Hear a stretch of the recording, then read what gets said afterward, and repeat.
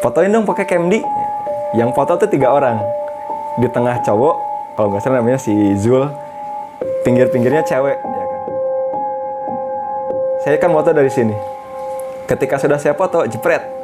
Saya kepo kan, pengen lihat dulu kan. Ya udah, saya lihat di Camdy-nya, saya zoom perbesar. Tapi ketika lihat di jendela ya, loh, kok ada yang ikutan foto?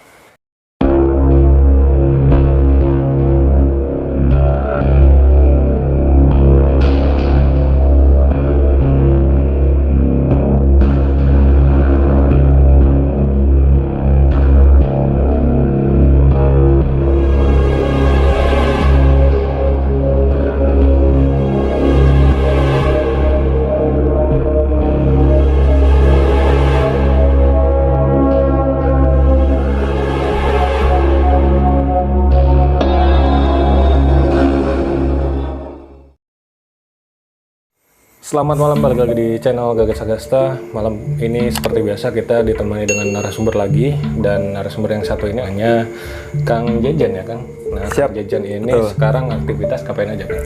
Aktivitas sekarang sebagai karyawan swasta di perusahaan yang bergerak di bidang keuangan. Nah itu ya, bidang keuangan itu sepertinya bisa nraktir kita semua nih Kang. Insya Allah. Udah berapa lama Kang? Baru sih, karena kemarin baru keluar di bulan Maret. Saya habis kontrak di perusahaan sebelumnya. Sekarang baru pindah. Maret tuh keluar, alhamdulillah rezekinya bagus. Langsung masuk di perusahaan baru. Dari bawah, dari apa namanya sih? Kalau istilah di pabrik mah dari operator. Sekarang udah naik jadi supervisi, alhamdulillah. Alhamdulillah. Berarti Kang Jejen ini baru kerja di tempat yang sekarang ya? Iya, betul. Dan baru udah nikah juga ya Kang katanya? Alhamdulillah baru nikah kemarin bulan Mei, rezekinya juga bagus Kang Gagas. Berarti Alhamdulillah udah ngisi, sekarang udah mau jadi bapak, udah 6 bulan. bentar lagi jadi bapak nih. Amin, amin. Dan Kang Jejen ini adalah senior saya sendiri di Purna Paskibraka Indonesia tahun 2009 ya? 2009, 2009. Kabupaten Majalengka. Kalau saya 2011 gitu. Kang Jejen ini waktu dulu alumni dari SMK 1 Majalengka. berarti anggota Brahma juga. Anggota Brahma, jelas. Brahma Legend. Lulus 2011. Langsung daftar ke Langsung pengennya sih cita-cita pengen masuk TNI. Tapi ketika itu ya namanya belum rezeki ya kan. Ketika H-2 minggu menuju tes, saya kena tipes dan setelah itu orang tua tidak merestui. Alhasil ya jadi kuliah deh. kuliahnya di Yogyakarta. Sampai lulus 2014 karena ambilnya D3. Bukan akselerasi S1 ya. jurusan apa Kang? Jurusan manajemen transportasi udara, fokusnya di MPP, manajemen perusahaan penerbangan. Berarti di STTKD. STTKD Yogyakarta. Nah itu ya. Halo STTKD. Jadi barangkali teman-teman yang mau kenal sama Kang Jejen nanti dicantumkan Instagramnya di deskripsi ya.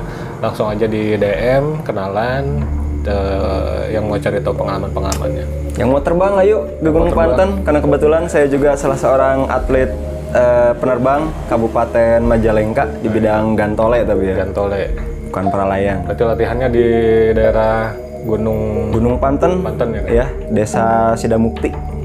Munjul masuk ke dalam sirkuit Cibatu. Nah itu. Jadi teman-teman di rumah pasti tahu nih yang namanya Gunung Panten, para layang. Nah, yang suka jalan-jalan ke sana ya, Kang? Iya, yang suka dengan olahraga ekstrim, agak memacu adrenalin, ya kan? Agak menambah debar detak jantung, yuk. Tiap hari Sabtu Minggu, jadi promosi. Sabtu Minggu selalu ada tandem flight para layang gitu ya, untuk gantole belum ada. Oke, itu sedikit perkenalan dari Kang Jejen. Dan Kang Jejen ini punya beberapa cerita berarti ya Kang? Pengalaman lah. Pengalaman pribadi. Pengalaman hidup. Akhirnya bisa mempunyai suatu kemampuan. Betul kan? Bisa dibilang gitu, bisa dibilang juga apa ya? Ya sedikit rahmat mungkin dari Allah Subhanahu wa Ta'ala. Belajar tanpa guru ya, Kang? Awalnya seperti itu. Itu kesalahan yang sangat besar dalam hidup sebetulnya. Oke. Teman-teman pasti penasaran kan? Tapi sebelum Kang Jajan ini bercerita langsung, kita akan dengarkan pesan-pesan yang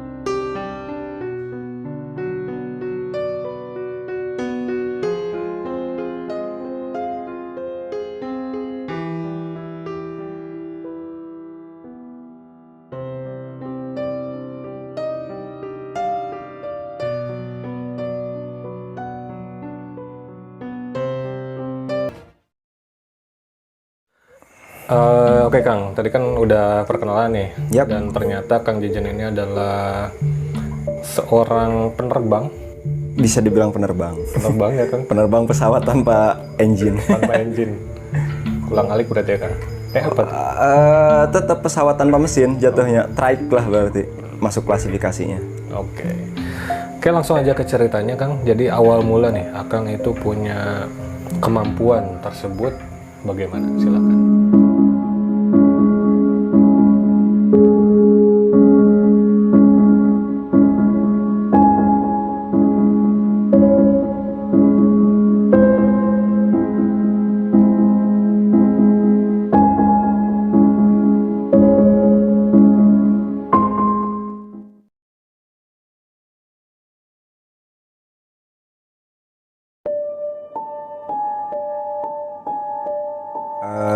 Awalnya sih dari mulai kecil di rumah. Rumah saya nggak jauh sama Kang Gagas, cuma beda desa. Zaman kecil tuh sering banget, zaman SD tuh ya, dengar-dengar suara-suara dibilang aneh enggak sih.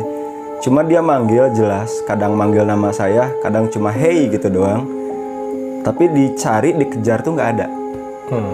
Dicari ke tiap pojok rumah nggak ada, nggak nemu. Jadi ya rasa takut sih memang ada ya kan, tapi pertama-pertama sih gitu. Lambat laun cuma biasa aja. Naik tingkat ke zaman SMK berarti ya, ketika STM saya mulai mengenal beberapa orang dengan kelebihan. Ya mungkin bisa dibilang anak indigo gitu ya, karena itu bawaan lahir. Nah dari situ pernahlah saya dijailin sama anak indigo tuh. Coba ditepak pundak, pak ditepak, terus dia bilang sini lihat ke arah jendela. Apaan sih, lihat aja coba ke arah luar, dia bilang kan. Pas dibuka kan si apa namanya ini tirai ini, ketika tirai dibuka jebret itu sangat jelas nampak banget sosok dengan baju putih, mukanya hancur, penuh darah gitu, dan mata yang hampir mau jatuh. Nah, itu pertama kali lihat makhluk tuh, yaitulah ketika zaman SMK kelas 2 apa kelas 3 saya kurang ingat. Pertama kali lihat mah ya sampai sebulan, 2 bulan, 3 bulan ya kan, itu tetap keinget terus. Mau tidur apalagi itu sangat keinget, sangat ganggu banget. Tapi ketika lihat yang kedua kalinya itu jatuhnya jadi biasa aja, walaupun dengan sosok yang sama ya kan, baju putih, berambut panjang, mukanya hancur. Tapi ya ketika kedua kali mah biasa aja. Yang ketiga kali lihat tuh ketika pertama kali pindah ke Jogja.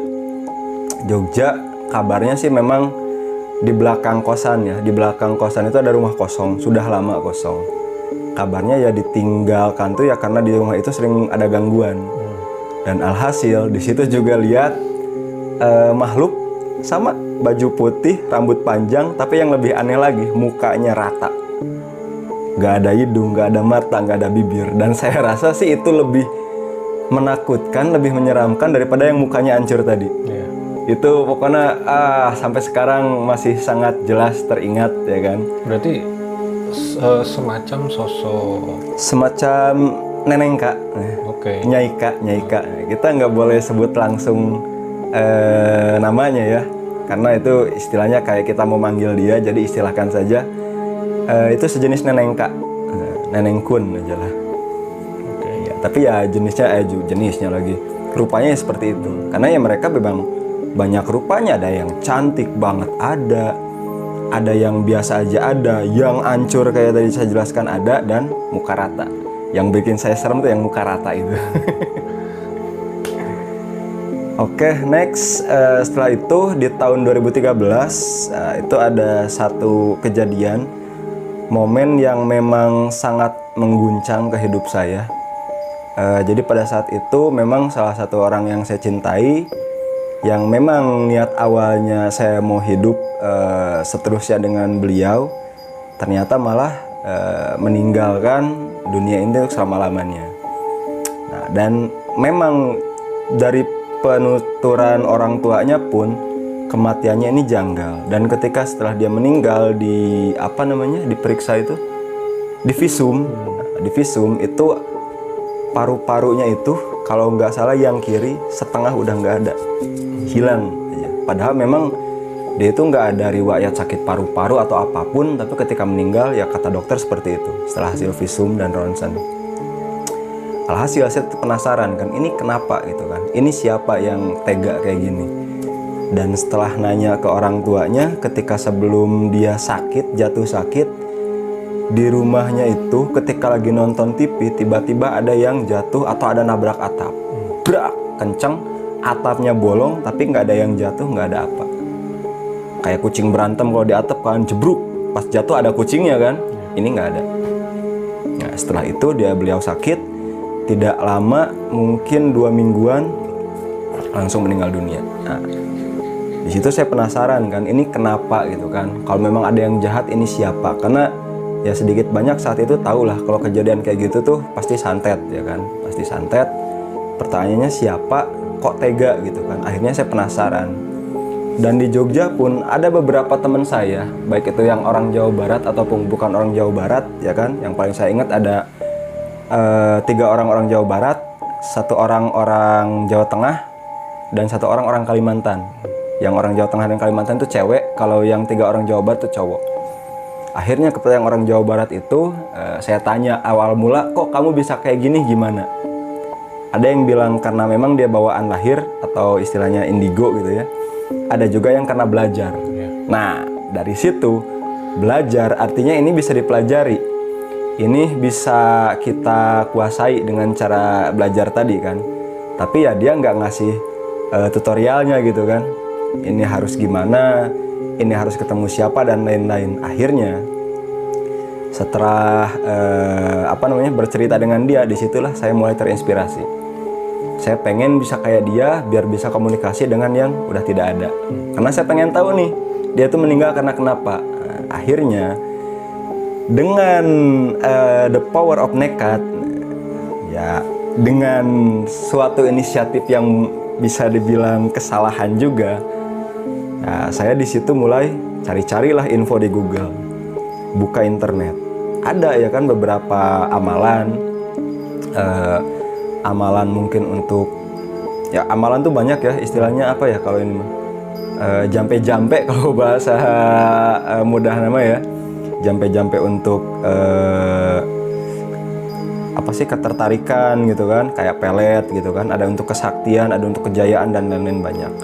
Yang saya kejar nih ya untuk bisa komunikasi dengan yang sudah tidak ada, untuk pemanggilan juga. Dan di situ ada suatu blog yang menjelaskan bahwa untuk bisa menguasai tersebut ada amalannya, ada bacaan yang harus dibacakan dan ada tirakatnya atau yang harus dilakukan. Contoh pada saat itu 3 hari 3 malam harus membaca amalan tersebut di tengah malam setelah sholat tahajud. Nah, saya lakukan itu. Memang pada saat itu yang pertama saya lakukan adalah pengisian terhadap bendanya. Pada saat itu ya saya pakainya batu ya kan, batu akik. Memang masuk pada saat itu. Saya punya 2 batu akik, saya isi semua. Yang satu dari gunung, yang satu dari air. Tapi kan karena tidak ada guru, salahnya saya karena itu tidak ada guru, tidak ada yang membimbing, tidak ada mentor, saya lakukan sendiri. Ya akhirnya yang masuk juga sembarangan. Yang dari gunung itu hitam, pengisian terhadap benda tadi ya kan, tempat batu tadi, saya sebutnya benda. Yang satu dari gunung itu hitam, yang satu ya dari air itu lebih hitam lagi, artinya lebih jahat lagi. Dan alhasil pada saat itu apa namanya ya, kalau istilahnya saya sih, pintu-pintu cakra saya pun mulai sedikit terbuka. Dan alhasil sensitivitas pun meningkat di situ. Dari mulai bisa merasakan, bisa melihat tapi tidak jelas, dan mendengar itu semakin jelas. Nah, dan pada saat itu kejadiannya memang sih saya habis dari kebun, saya cuma lewat aja cuma ke kebun, tiba-tiba mungkin ada yang tertarik dengan saya, dia ikut dengan saya, dan alhasil dia nempel di badan saya. Nempelnya dia itu dia di sini di tulang belakang. Bentuknya pertamanya kan saya nggak tahu kan ini tuh apa sih, kok saya sampai mau berdiri aja itu sakitnya minta ampun, sakitnya setengah mati. Akhirnya saya nanya teman senior Kang Gagas juga, junior Kang Gagas juga, junior saya juga, namanya Fadisa. Saya nanya ke dia karena dia kan punya kelebihan juga. Dis, ini kenapa kok saya kayak gini? Padahal saya nggak habis ngapa-ngapain. Akhirnya dia lihat dan dia bilang, Kang, ini mah ada batu nyelip di badan Akang, katanya. Batu bentuk batu, bukan Kang, batunya gaib. Ini tuh istilahnya apa sih, pembentukan atau ya bentuk dari makhluk, ya kan, makhluknya itu siluman ular nempel di badan saya, bentuknya batu nyelip di antara tulang saya. Nah itu sakitnya minta ampun, sakitnya naudzubillah min dzalik sekali. Dan paling puncaknya itu ketika waktu itu ibu saya sekitar jam 5-an bilang, Jen, nanti habis maghrib anter ya ke rumah nenek, ya kan, rumah nenek kebetulan agak jauh di Maja sana. Oke, saya bilang siap, ya namanya perintah ibu kita nggak bisa nolak dong. Oke siap, saya bilang kan. Jam 5 ibu minta, 5:30 saya mandi. Setelah mandi sebelum maghrib itu nggak tahu kenapa badan menggigil. Kayak abis kita mandi pakai air es aja gitu lah. Menggigil setengah mati. Akhirnya pas ibu ngajak, udah dandan kalau udah siap, Jen ayo berangkat. Gak kuat bu, badan saya dingin. Ibu bengong kan, memang pada saat itu cuaca lagi panas-panasnya kan. Dingin dari mana? Ini tuh panas, ibu bilang kan. Gak kuat bu, dingin, saya bilang. Gitu aja terus pokoknya. Pas ibu coba cek badan saya, ternyata benar, badannya dingin banget, sedingin es. Alhasil katanya, mau gimana? Coba panggil aja tukang urut yang di sana, saya bilang. Dia bisa. Akhirnya dipanggil lah tukang urut tersebut. Dan pas dia mau ngurut, saya bilang, Pak, kemarin tuh teman saya bilang gini. Tentang tadi kan yang batu yang nyelip itu kan. Pas dia terawang ternyata keterangannya sama. Benar ada batu nyelip di antara tulang saya itu. Ya kan, tapi batunya bukan kayak batu pinggir jalan begitu. Dia batunya batu gaib, perwujudan dari makhluk yang tadi nempel di badan saya. Akhirnya saya bilang, bisa nggak tolong keluarin? Bisa tapi agak susah katanya. Ya udahlah, alhasil dibantu. Itu mungkin bisa kalau jam itu dari 6:30 sampai jam 10 baru keluar. Nah akhirnya saya cerita, dia nanya, kenapa awalnya apa kok kayak gini? Ya saya jelasin lah, gini. Awalnya belajar, ngasal belajar tanpa guru, dan akhirnya dia jawab apa? Untung katanya, masih awal, belum jauh. Kalau misalkan lebih jauh, misalkan telat ini dikeluarinya, saya bisa berakhir di pinggir jalan. Jadi gila. Bisa jadi gila, serius. Berarti itu efek samping dari belajar sendiri ya? Iya betul, belajar tanpa guru itu memang resikonya sangat amat bahaya. Nah akhirnya kapok lah saya, udah nggak belajar gitu-gituan lagi. Saya kapok, tapi ketika pindah ke tempat yang kemarin, itu tempatnya di Munjul, saya dapat teman, dia lulusan dari pesantren di Jawa Timur. Dan saya sempat cerita juga sih masalah ini ke dia. Tapi anehnya dia kok malah mungkin entah gimana, akhirnya saya kayak dimentorin sama dia. Semakin dilatih lah sensitivitas saya, dari mulai pendengaran, penglihatan, dari mulai cakra rasa dan lain-lain. Pokoknya dibukakan aja sama dia. Dan pas dia nawarin, Kang, mau ketemu siapa gitu kan? Yang udah nggak ada mau ketemu siapa? Yang pertama sih saya pengen ketemu sama leluhur saya, uyut saya, karena saya tahu ceritanya tapi nggak tahu wujudnya ya kan. Akhirnya dia coba panggil dan yang muncul bener itu uyut saya. Ya kan, dan uyut pun ada beberapa wejangan yang dikasihkan, dan dia juga ada ngasih sesuatu lah, hadiah buat saya, titipan nih buat jaga keluarga katanya. Dan setelah itu saya minta lagi kan, saya pengen ketemu yang tadi almarhumah. Dia bilang, aduh susah ini mah, yang jaganya banyak katanya. Waduh, diculik aja bisa nggak katanya. Bisa sih, tapi harus lawan dulu yang 3 katanya. Hasil enggak lah, jadi kan nggak bisa. Tapi satu waktu, mungkin ini udah rezekinya dari Allah ya, ini sudah jalannya, ini sudah takdirnya seperti ini. Akhirnya saya bisa komunikasi. Dan waktu itu memang dibantu sama adik kita, adik Monica. Di situ saya dapat momen ketika dia lagi habis kemasukan, ya kan, habis kerasukan, dinetralisir sama si Diva. Tapi saya lihat di situ kan, wah ini anak cakra utamanya kebuka gitu kan. Cakra utama tuh di sini. Cakra utamanya kebuka, berarti masih bisa ada yang masuk dong. Ya udahlah, karena memang rasa penasaran saya, kenapa dan siapa sebenarnya nih yang tega sama dia. Akhirnya saya coba dengan yang sebelumnya sama teman saya itu dilatih buat pemanggilan, buat apa-apa. Di situ saya praktek, saya panggil langsung almarhumah dan ternyata masuk. Nah, di situ ini sebetulnya yang masuk itu horinnya ya, jin pendamping dia, karena yang namanya orang meninggal itu pasti langsung kembali. Yang nyisa di dunia ini adalah horin. Horin itu jin yang tahu cerita kita dari mulai lahir sampai meninggal. Ya kan, akhirnya saya panggil horinya, saya interogasi. Oh ternyata ini, ternyata dia yang membunuh dan apa itu. Ya sudahlah, karena dan dari almarhumah pun dia berpesan, kalau memang kamu mau balas dendam, kalau memang kamu mau dendam sama dia, apakah itu bisa membuat saya kembali? Ya, akhirnya di situ pun mulai terbukalah pikiran saya. Artinya memang di sini memang sudah harus diikhlaskan, sudah harus diredokan, sudah begini jalannya, gini takdirnya. Ya sudah, mungkin itu juga salah satu momen yang bisa dibilang merubah mindset saya, merubah jalur pikiran saya, dan merubah total saya. Jadi memang ya istilahnya mulai bisa belajar ikhlas tuh ya dari sana. Nah, jadi intinya kalau memang Anda pengen, sebaiknya tidak sih ya, sebaiknya jangan.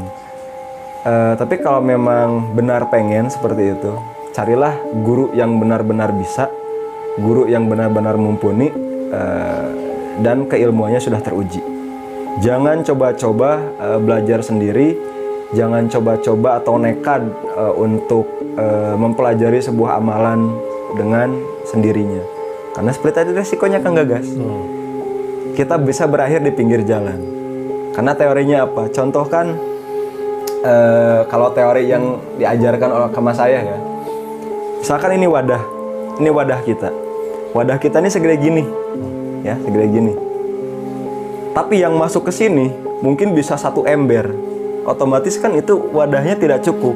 Nah, resikonya di situ. Ketika wadahnya tidak cukup, ketika yang masuk lebih banyak, itulah yang bisa berakhir di pinggir jalan. Dan yang di pinggir jalan pun, maksudnya orang gila, itu tidak semuanya memang karena gangguan mental. Ada juga yang karena belajar seperti itu tidak ada guru, atau mungkin dia belajar tapi yang masuk lebih besar daripada yang seharusnya.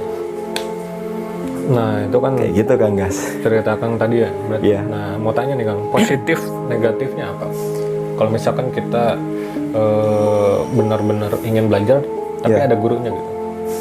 Positifnya kalau yang saya rasakan ya, sebenarnya saya juga setelah urusan saya selesai, saya pengennya udah selesai, saya lepaskan ya yang semua istilah yang sudah saya pelajari.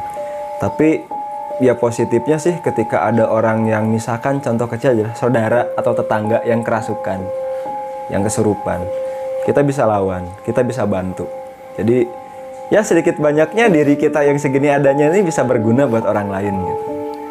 Nah, negatifnya kalau memang itu tidak dibarengi dengan keimanan yang seimbang, ya kan, sholatnya, ngajinya dan lain-lainnya tidak seimbang, intinya energi di diri kita juga tidak seimbang, ya efeknya ngerusak ke badan kita juga.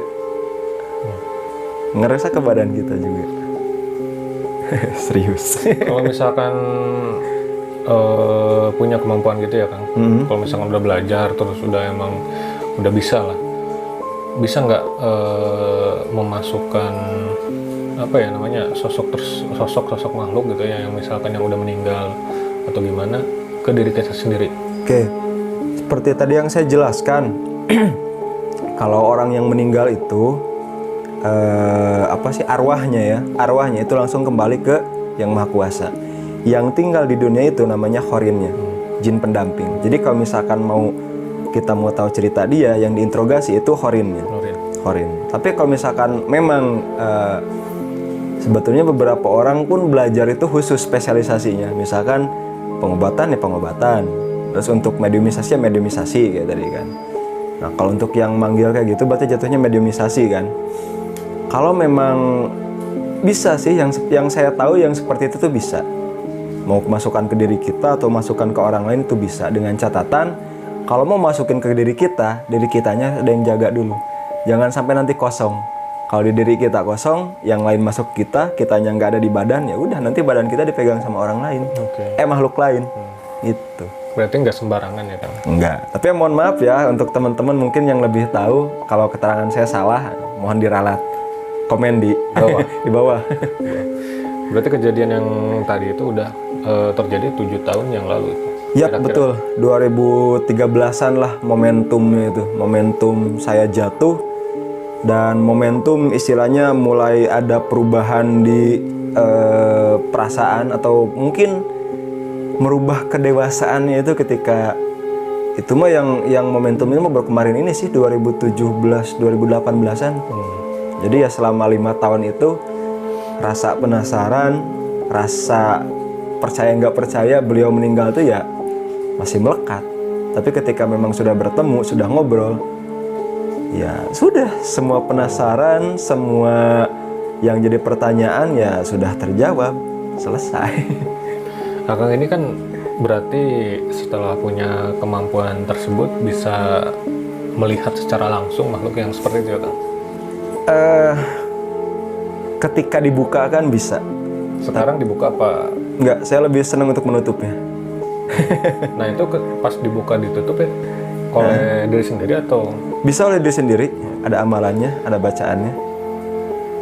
Tapi saya lebih suka untuk ditutup.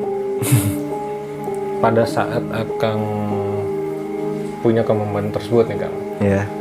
Akang kan tadi disebutkan sekolah alumni di SMK 1 Majalengka ya Kang? Iya. Nah di situ bisa diceritakan Kang, ada sosok makhluk apa aja nih?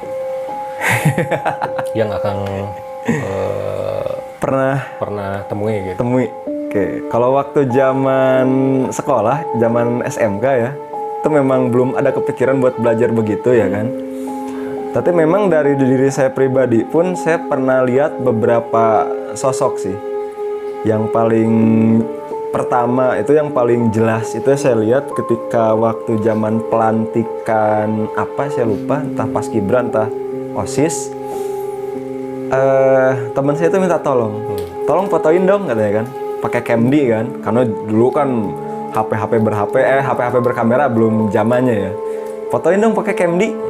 Yang foto tuh 3 orang, di tengah cowok, kalau nggak salah namanya si Zul, pinggir-pinggirnya cewek ya kan. Fotonya itu pas banget, ini 3 orang, ini jendela, belakang ini jendela. Nah di jendela sini, saya kan foto dari sini. Ketika sudah saya foto, jepret, saya kepo kan, pengen lihat dulu kan. Ya udah, saya lihat di Camdy-nya, saya zoom perbesar. Tapi ketika lihat di jendela ya, loh, kok ada yang ikutan foto? Wujudnya seperti apa? Sosoknya laki-laki. Memang jelas waktu itu lihatnya itu laki-laki. Mukanya hancur, rambutnya juga udah nggak beraturan, badannya hitam, tegap. Tapi hitam bukan artinya berbulu ya, tetap dia berkulit tapi hitam, sangat hitam. Mukanya hancur. Itu yang pertama. Tepatnya di mana itu yang pertama Kang? Tempatnya? Kalau dulu sih yang sekarang dulu zaman saya mah koperasi itu. Koperasi. Sekarang masih koperasi ya. Nah, ya berarti ya di situ. Dulu mah ruang OSIS ya di situ. Oh iya di situ. Iya, di situ dulu ruang OSIS sama koperasi ya di situ di fotonya. Terus yang Berarti yang di koridor 1 itu ya? iya koridor situ. Di situ. Terus yang kedua masih sama tempatnya di situ di koridor 1. Itu agak maleman sih jam 2:30 3. Udah posisinya mau tidur ya kan, karena memang sebelum anak-anak dibangunkan ya kan, kita pun kan ada tidur bentar ya kan. Tapi karena nggak bisa tidur, entah kenapa saya pengen lihat ke arah jendela tadi. Pas lagi lihat ke arah jendela, ternyata ada yang lewat pakai sepeda, kayak sepeda ontel gitu. Itu Sosok laki atau perempuan? kayaknya sih laki-laki. Yang jelas saya lihat itu mukanya nggak kelihatan. Dia pakai baju hitam-hitam, sepedanya sepeda ontel. Pakai sepeda ontel jelas. Tapi nggak ada suaranya, nggak ada apanya. Asal lewat aja gitu. Waktunya juga nggak lama, sekitar 1-2 detikan. Ketika saya lihat, siapa sih ini malam-malam sepedaan gitu kan? Nggak tahu waktu amat. Pas saya keluar ruangan, tengok kiri, tengok kanan, ada yang bawa sepeda.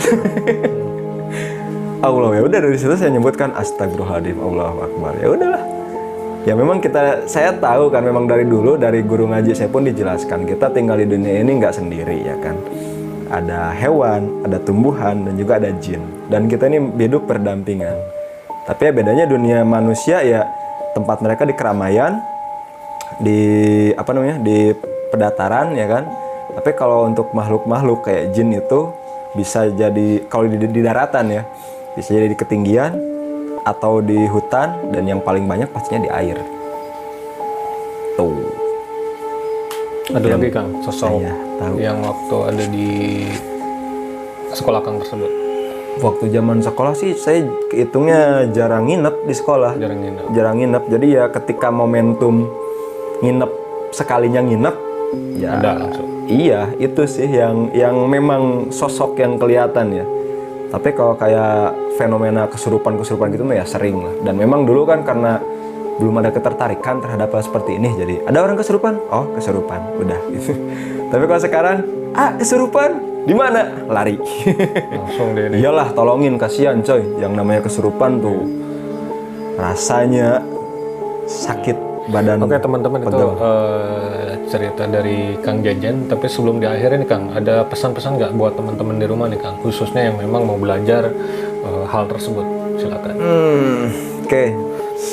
Kalau untuk belajar sih saya sarankan tidak ya. Kalau memang iman Anda belum siap mengimbangi rasa ketakutan terhadap makhluk tersebut, saya sarankan sih tidak. Lebih baik tingkatkan dulu keimanan kita, perbanyak sholat, perbanyak ngaji, perbanyak sedekah juga ya. Kalau itu sudah baik, ya kalau memang rezekinya Anda, yaitu tanpa Anda belajar akan terbuka sendiri. Dengan catatan Andanya siap. Kalau Andanya tidak siap, berakhir di pinggir jalan lagi Kang Gagas. Berakhir di pinggir jalan tuh bisa dibilang jadi gila. Jadi gila, iya.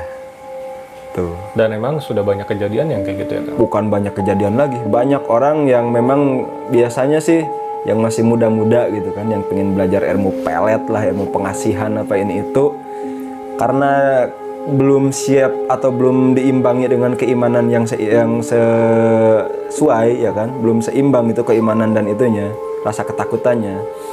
Ya hasil rasa ketakutan dia lebih mengalahkan keimanan dia, ya akhirnya jadi gila lah. Jadi itu si makhluknya udah menguasai pikirannya. Tuh, yang saya tahu ya. Mohon maaf kalau salah. Oke. Itu pesan-pesan dari Kang Jajan. Dan Kang Jajan ini dulunya Binlat juga ya Kang? Binlat juga periode satu divisi kepengurusan Kang Didin ya? Kepengurusan Kang Didin, betul. 2015 sampai 2020. 2019 sih realnya mah ya. Iya. Ada niat nggak Kang untuk gabung lagi di kepengurusan gitu? Nanti ketua yang baru atau Akang sendiri mungkin akan mencalonkan sebagai ketua? Insya Allah. Ya, kalau saya pribadi sih, selama masih mendapat kepercayaan, insya Allah kepercayaan itu akan saya maksimalkan.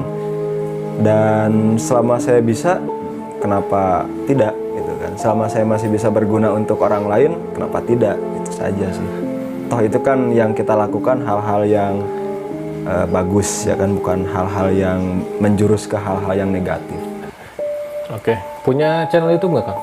Enggak. IG aja paling @jza23. Oke, itu nanti dicantumkan di deskripsi dan di sini ya langsung. Oke Kang, ada pesan yang mau disampaikan lagi mungkin atau promosi apa gitu? Silakan. Promosi apa ya? Tadi mungkin Mau promosi dagangan, dah saya nggak dagang. Paling ini aja buat teman-teman ya, karena istilahnya di masa new normal ini yang mau berkunjung, yang mau refreshing, yang menyukai hal-hal tentang dunia keudaraan, dirgantaraan, silahkan datang ke Gunung Panten, Desa Sidamukti. Di situ setiap hari Sabtu Minggu, biasanya sih latihan rutin kita di Sabtu Minggu. Selalu ada acara penerbangan dengan catatan cuaca bagus. Karena kita pun pengen terbang selamat, landing selamat, coy. ada pendaftaran juga ya Kang? Pendaftaran yang mau ikut tandem selalu dibuka, ya kan. Bahkan kalau misalkan masih weekday pun bisa booking ke pengurus yang di sana. Tinggal menghubungi saja Pak Dede Sofian namanya. Instagramnya apa nih Kang? Instagramnya saya kurang tahu kalau Instagram, kalau Facebooknya sih Paralayang Majalengka. Paralayang Majalengka. Oke, cukup mungkin Kang? Cukup. Terima kasih atas waktunya. Mohon maaf bila ada kesalahan kata, teman-teman. Guys, mohon maaf ya kan. Benarnya dari Allah Subhanahu wa taala, kesalahannya dari diri saya pribadi. Dan semoga apa yang dipelajari oleh Kang Jejen ini bisa bermanfaat bagi kita semua ya Kang. Amin, amin. Khususnya yang tadi yang sering kesurupan juga ya Kang. Yang sering kesurupan, tingkatkan iman Anda. Gitu Jadi ya? juga Ustadz. Jadi bukan karena ngelamun gitu. Bukan. Itu karena ya itu tadi istilahnya energi positifnya itu kurang. Oke, teman-teman, selamat malam. Kita pamit undur diri dan sampai jumpa di konten-konten berikutnya. Follow, subscribe. Gagas Agasta. Ya, wajib subscribe channel Gagas Agasta yang belum subscribe dan tekan tombol loncengnya biar nanti kalau ada notifikasi ke handphone kalian bisa langsung ditonton videonya ya Kang. Mantap. Sampai jumpa di konten-konten berikutnya yang memang tentang horor lagi ataupun nanti saya sendiri akan bercerita pengalaman-pengalaman teman saya dan pengalaman mistis lainnya ya. Oke Kang, cukup ya. Siap. Selamat malam. Assalamualaikum warahmatullahi wabarakatuh.